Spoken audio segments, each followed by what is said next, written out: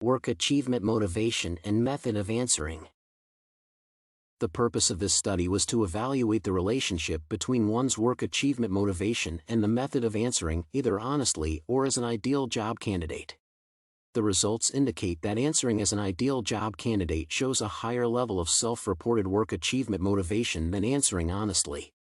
The findings suggest that people associate an ideal job candidate with a high degree of work achievement motivation, while in truth their actual motivation may be lower.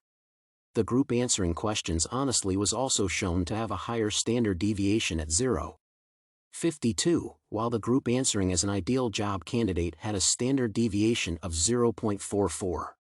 This suggests that the ideal job candidate group had a somewhat similar idea of what the responses of an ideal job candidate would be, whereas the honest group was more varied in their self-reported motivation levels.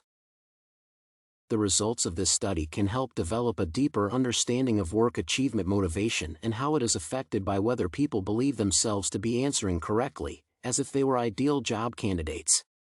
This is important, as it may affect the self-esteem of an individual that finds themselves feeling less motivated than the ideal candidate. Work motivation is one of the factors that prospective employers evaluate during interviews with potential hires, as it affects such things as intensity of work, effort, and persistence in tasks.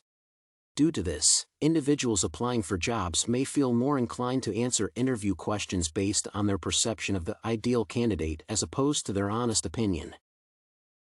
Furthermore, their answers may complicate the construction of proper motivational methods for them. For example, prior research shows that one of the most effective methods for work motivation is the intrinsic motivation model. This model suggests that people are motivated to complete and succeed at tasks they find enjoyable or interesting.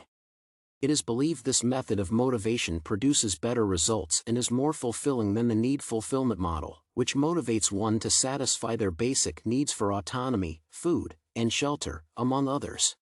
Therefore, to better motivate an individual, it is imperative to know what their interests are. However, this perception of one's interests can be altered if the employee answers in what they believe is the correct way, as opposed to giving an honest answer. Finally, the possible tendency to answer in a way that is perceived as correct may work to mask motivational issues, which would delay intervention on the part of the employer. Despite the significance of the results, the study has a number of limitations that must be acknowledged. One of the major limitations was the small number of participants. While a significant correlation has been established within this group, it is difficult to say how these findings will hold up on a larger scale.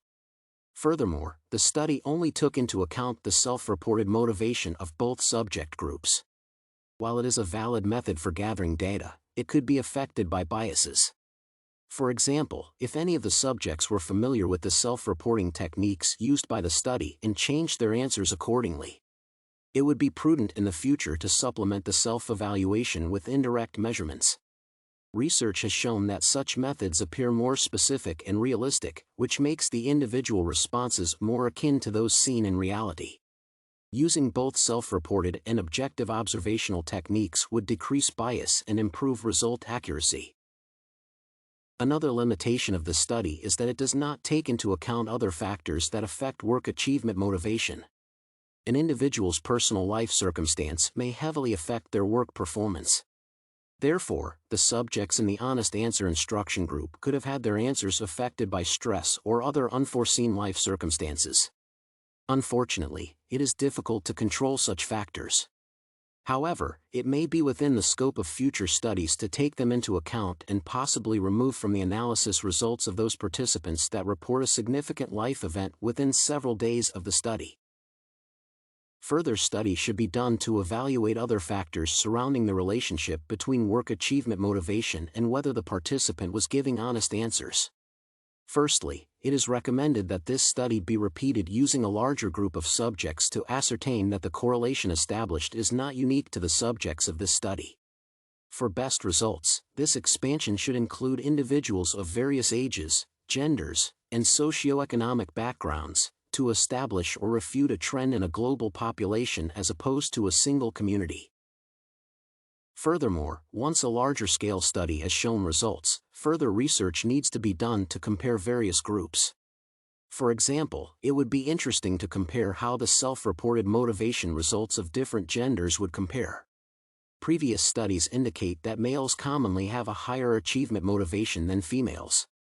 Other recommended comparative studies include comparisons between different age categories, professions, and ethnic groups.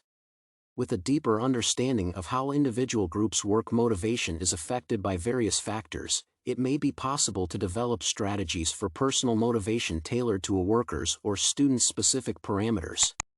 This could drastically improve not only the worker's output but also general work and life satisfaction.